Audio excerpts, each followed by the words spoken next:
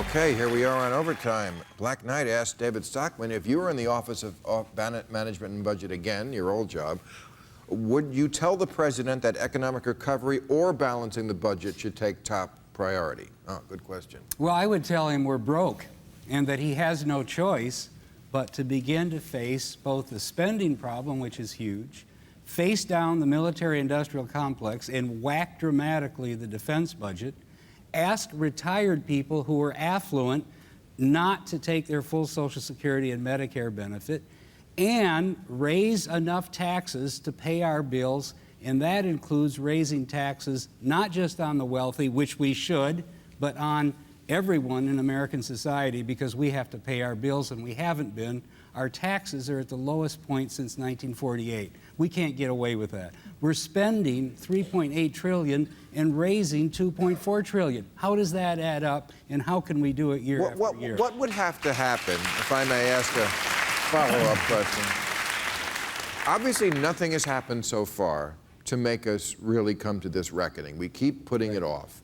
You know, in some countries, when they really screw up, the IMF comes in and forces them to do things. Could that happen in America?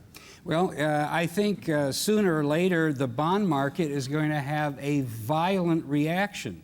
When we try to sell $100 billion of bonds a month, and if the Federal Reserve doesn't print the money and buy them, there is going to be no one left to take down all this debt. We don't know when it's going to happen, but the Greeks didn't know, the Spaniards didn't know, the Italians didn't know. We have a global problem of governments spending themselves into bankruptcy, and we're just not very far down the line. I think it's a year away or less. Oh, wow. Note to self. Sell. Right. Put money back in Lehman Brothers.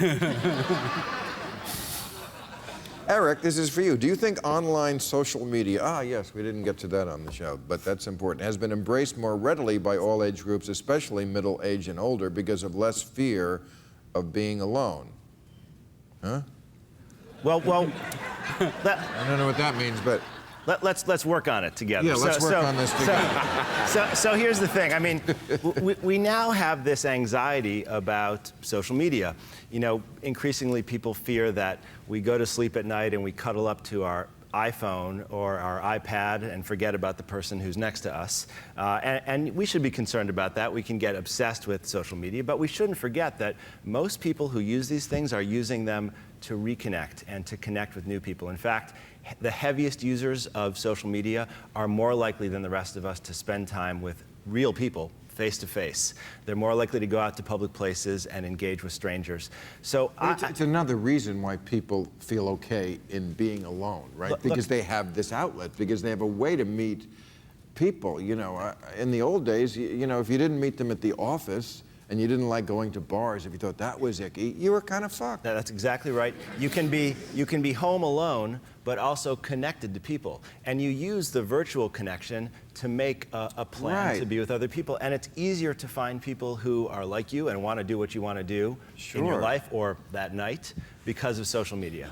Right. There's an app for everything. Right? Let me write down that idea. But yes, exactly. Eric, he's a wise ass. Okay, let's ask a question for Tavis.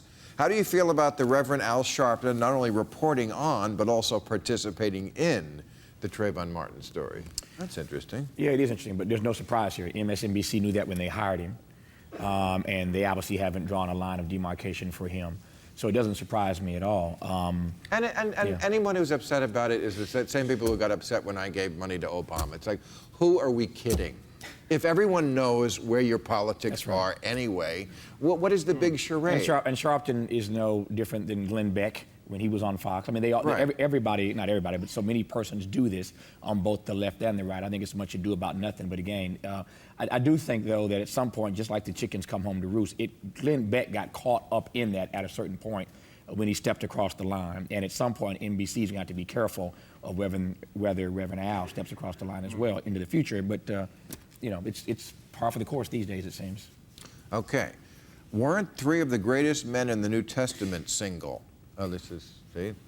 They were interested in it. We want to talk about singles. Weren't three of the greatest men John the Baptist, the Apostle Paul, and of course, JC himself? That's right. And Jesus surrounded himself only with male companions. And the prayers end with, Amen. Thank you. I'll be here all week. Tip your waitress. Thank you. Wow. We're singing hymns, not hers. So the thing is, this rise of being single, living alone, it spans all of these divides. It spans the political divide. It spans the religious divide. And in fact, it's one of these areas where what we practice and what we preach are often very different. We see that in a lot of areas of American life. But people who are quite religious and culturally conservative are in fact just as likely to wind up living alone when things aren't working out. That's interesting. I was going to ask you about that, if there's any correlation between the fact that in the first decade of this century, we've seen the rise in what they call the nuns, people who put none under religious affiliation. In 2000, that was only 7%. Now we're up to like 16 or 17% of atheist and agnostics, mostly because of me. And I would think but you say that's not the case, that religion is not aligned with that. You can be religious and still be on your own. When things are not working out, when your life is not working, when you feel profoundly lonely and isolated in your relationship, if you have the means to get out of it, you're going to, almost regardless of your religion. Wow. Interesting stuff, Eric. Okay. How do you feel, this is for you, Prime Minister Campbell, do you feel about the current Canadian Prime Minister's plan to appoint senators by direct election? No, we didn't have that in this country till like, when was it, 1920 that we first started to elect? We used to have our senators appointed. Yeah.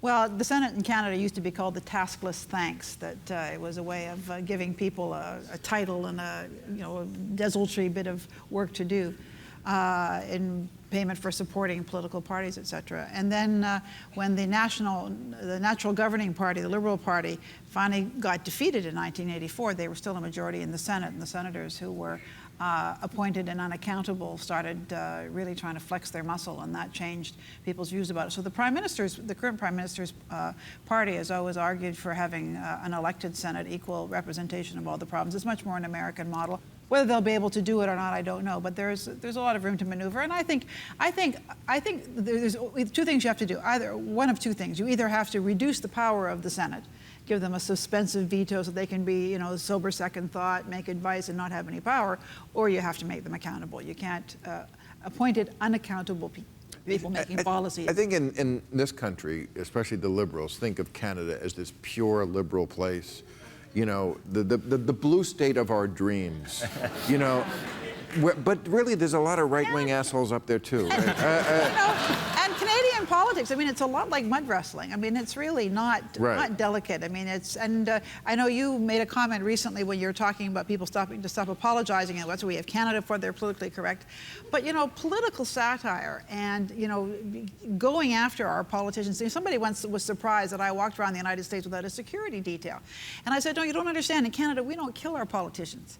We keep them alive so we can keep torturing them. So it's a very different thing. But unaccountable people with power is really, it's an anachronism. We need to do something about it. Thank you, audience. Thank you, panel. It's a real fun show. Really enjoyed it. Real Time with Bill Maher. Ask Bill and his guests your questions right after the show at HBO.com.